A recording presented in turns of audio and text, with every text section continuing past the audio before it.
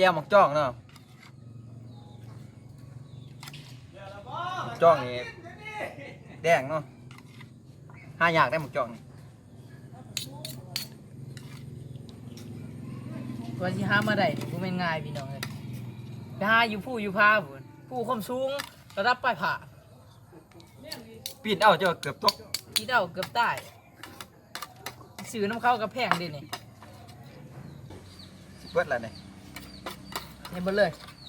กินเบิดอยู่บ่มื้อนี้นี่ เบิดโอ้เบิดอยู่ได้นี่ ถ้าอยากได้ก็สิได้มานี่บ่แม่นของง่ายประเทศลาวนี่มีแต่อยู่ช่องแข้งภาคใต้อัตปือก็จะมาซักเท่านั้นนี่ 4-5 ปีเนาะจังมีเท่านึงเนาะหมักจ้องเนาะ หาอยากพี่น้องเอ้ย ผักหอมกับหมักทั่วหมักเขือเนาะข้นน้ำแจ่วใส่ลงไปนี่โอ้ย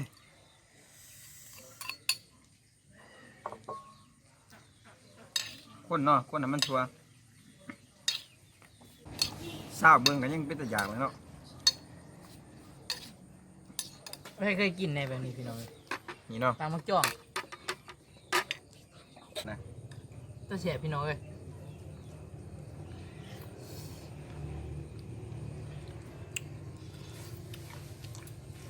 โอ้แซ่บหลาย เฮ้ยพี่น้อง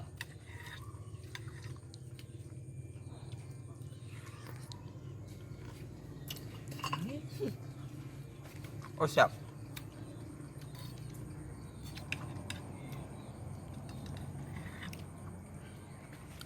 ไม่เคยกินในนี่แบบนี้นี่ถ้าเคยกินคอมเมนต์ได้เด้อ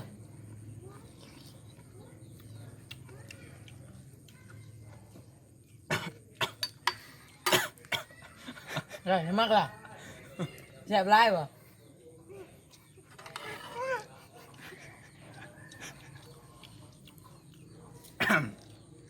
แซ่บหลายเนาะกิน2 คำนี่ก็สมักแล้วผู้สาวจมลายเด้กำลังเห็ด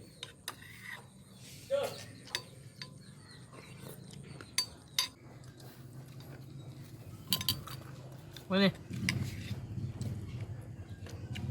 ตัวแสบพี่น้องเอ้ย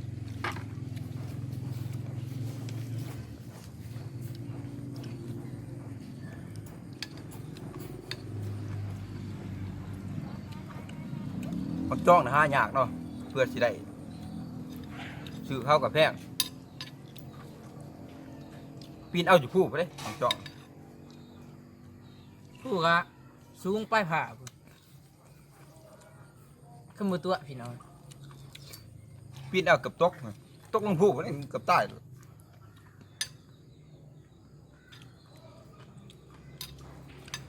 ยากใช่ป่ะพี่น้องยากแล้วมาเด้อ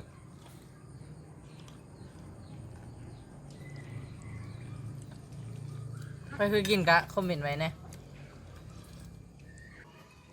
ใครอยากกินหมักจ้องเนาะมาแค่อันตะปื้อเนาะหมักจ้องเป็นมันสุกนี่ยำเดือน4เดือน5เนาะตามฤดูกาลมันเนาะ บ่อลายเจ็บคอ ถ้าใครอยากกินมากเนาะแค่อันตะปื้อนี่มีหลาย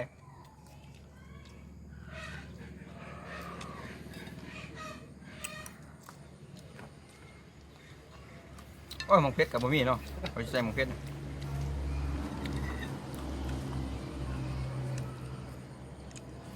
พี่น้องเจ้าว่าอยากนั่น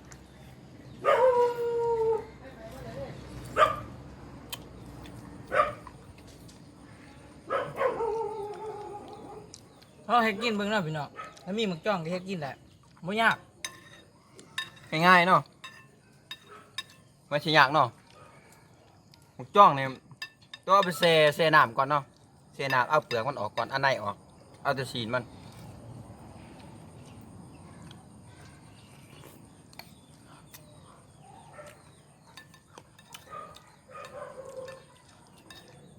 เสีย เดี๋ย จั ว ก กูวันละสารไปจะได้การลองอีก 3-4 ชั่วโมงเนาะเดี๋ยวจะคอยมาปอกเปลือกมันเปลือกนอกมันเอาเปลือกมันออกเบิด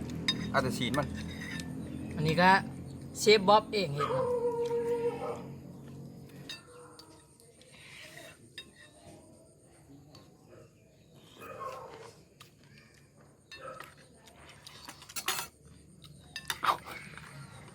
ว้าอิ่มแล้วเนาะพี่น้องอิ่มแล้วเนี่ยนี่เอาไปกินเลยก็เรือกินบุเบิ้ลเลย